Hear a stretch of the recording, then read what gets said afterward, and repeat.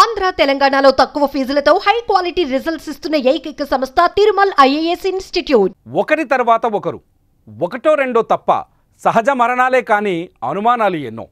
ఇప్పటి వరకు వైఎస్ వివేక హత్య కేసులో 6 చనిపోయారు.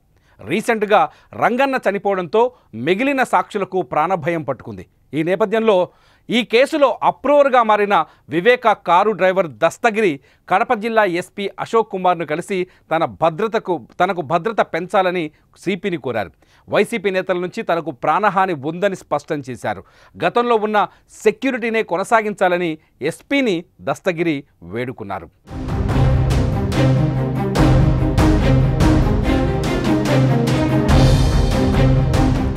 గతంలో 2+2 సెక్యూరిటీ ఎస్కార్ట్ ఉండేదని, కానీ కూటమి అధికారంలోకి వచ్చిన తర్వాత 1+1 సెక్యూరిటీ కల్పిస్తున్నారని ఆరోపించారు. ప్రస్తుతం తనకు వైసీపీ నేతల నుంచి ప్రాణహాని ఉన్న నేపథ్యంలో సెక్యూరిటీ కల్పించాలని కోరారు. ప్రస్తుతం ఈ కేసుపై అసెంబ్లీలో చర్చ జరిగిందని, ఈ క్రమంలో తనకు భద్రత కల్పిస్తారనే నమ్మకం ఉందని దస్తగిరి వెల్లడించారు. గతంలో కడప సెంట్రల్ జైల్లో ఉండగా డాక్టర్ చైతన్య రెడ్డి తనను బెదిరించారని దస్తగిరి గుర్తు చేశారు. తనతో పాటు తన కుటుంబ సభ్యులను సైతం బెదిరించాడని అన్నారు. ఈ అంశాన్ని కూడా ఎస్పీకి ఇచ్చిన వినతి పత్రంలో వివరించినట్లు తెలిపారు. దస్తగిరి విజ్ఞప్తిని పరిశీలించిన జిల్లా ఎస్పీ అతనికి భద్రతను పెంచారు.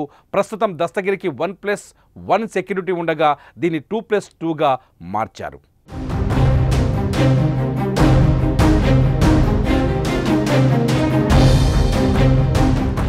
మరోవైపు ఇప్పటికే వివేక హత్య కేసులో సాక్షుల అనుమానాస్పద మృతిపై సిట్ ఏర్పాటైంది.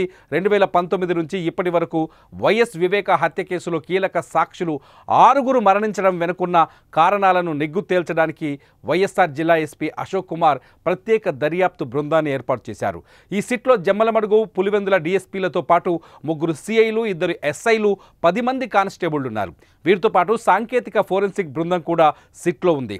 వీరందరూ గడిచిన 6 ఏళ్లలో 6 సాక్షులు వివిధ అనారోగ్య కారణాలతో మృతి చెందినా అవి సహజ మరణాలా లేక అసహజ మరణాలా అనే విషయాన్ని తేల్చేందుకు ఈ బృందం తన పనిని మొదలుపెట్టింది.